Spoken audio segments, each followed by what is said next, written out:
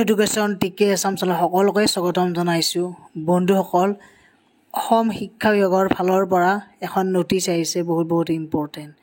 আৰু এই ইলেকশ্যনৰ মুহূৰ্ততে আমাৰ প্ৰথম কথা নটিচখন এতিয়া আমাৰ বাক্সা ডিষ্ট্ৰিক্টৰ পৰা আহিছে। ইয়াৰ পিছত গোটেই আমাৰ অল অসম এইটো যিহেতু আমাৰ এনেকুৱা নটিচ ওলাই থাকে। এতিয়া প্ৰথম কথা যিখিনি আমাৰ এলিমেণ্টাৰী স্কুল হওক বা হাইস্কুল হওক, হায়াৰ ছেকেণ্ডাৰী স্কুল হওক, ষ্ট্ৰিক্ট গাইডলাইন দিছে। ষ্ট্ৰিক্ট গাইডলাইনটো হ'ল যে আমাৰ যিখিনি 2025 আৰু 26 একাডেমিক ছিজনটোত এই বছৰত আউট টাইম ইন টাইম এতিয়া অল টিচাৰ মাষ্ট ৰিচ 9টা বজাৰ আগত সকলোৱে প্ৰেজেণ্ট দিব লাগিব শিক্ষা সেতু এপত।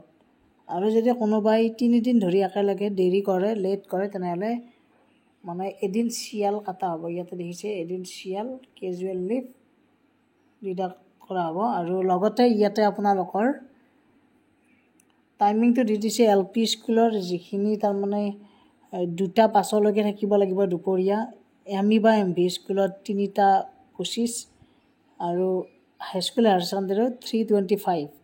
লগতে নন টিচিং ষ্টাফবিলাক যি আছে তেওঁলোকৰ 10টা বজাৰ আগত যাই পাব লাগিব আৰু 4:30 বজালৈকে থাকিব লাগিব। আৰু all PGT teacher must take classes in high school section and the time table should be prepare. Time table হাইস্কুলৰ ভালদৰে থাকিব লাগিব, সেইখিনি থাকেই বাৰু। কিন্তু মেইনলি আমাৰ যিখিনি তাৰমানে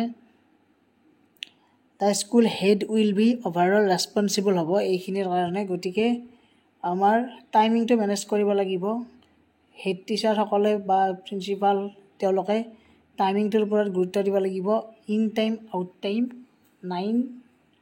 9টা বজাৰ আগতে। আৰু এদিন চিয়াল কাটা যাব যদি 3 দিন ধৰি একেলগে তেওঁ লেট কৰে। গতিকে এইখিনি আছিল এটা আপডেট।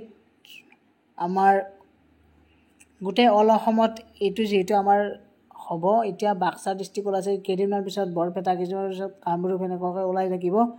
মুঠৰ ওপৰত এটা ষ্ট্ৰিক্টলি অৰ্ডাৰ দিছে শিক্ষা বিভাগৰ ফালৰ পৰা। গতিকে ভিডিঅ'টো এইখিনি আছিল, সকলোৱে শ্বেয়াৰ কৰি দিব আৰু কিবা আপডেট আহিলে আকৌ জনাই থাকিম বাৰু।